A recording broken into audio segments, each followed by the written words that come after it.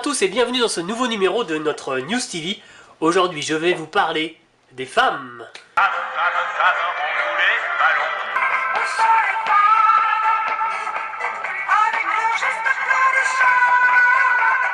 Où sont les femmes?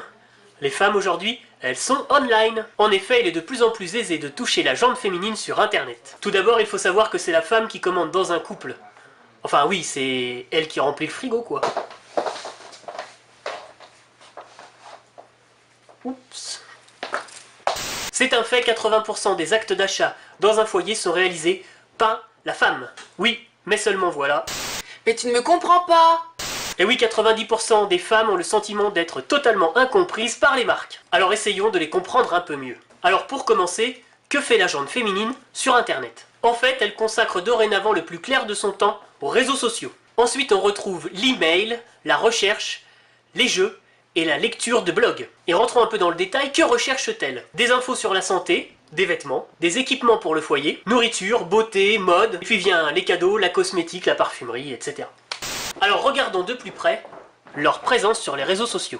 Déjà, 56% des utilisateurs des réseaux sociaux sont en fait des utilisatrices. Aujourd'hui, les marques utilisent les réseaux sociaux pour prolonger la conversation avec leurs consommatrices, ou pour leur parler de leurs services, leur proposer des promotions, des nouveaux produits, ou même des jeux concours. Ok, c'est très bien, mais quelles sont les tranches d'âge qui sont concernées? Aujourd'hui, 83% des 18-29 ans sont présentes sur les réseaux sociaux, 70% des 30-49 ans, 51% des 50-64 ans, et enfin 33% des plus de 65 ans. Faisons simple, prenons Facebook comme référent. 54% des utilisateurs sont des femmes, 40% des femmes suivent au moins une marque, et plus de la moitié de celles-ci procèdent à un achat d'une marque qu'elles suivent en général. Un usage particulier à noter, celui de l'email. Plus de 60% des 18-64 ans l'utilisent quotidiennement. Pour une marque, c'est une belle opportunité de garder un contact rapproché. On peut en profiter pour informer sur de nouveaux produits, de nouveaux services, des promotions, ou même essayer d'influencer un acte d'achat. Parlons un peu de mobilité. Près d'une femme sur deux possède actuellement un smartphone. C'est l'outil idéal pour annoncer des ventes flash, un événement, ou pour rajouter une couche de géolocalisation à ses annonces.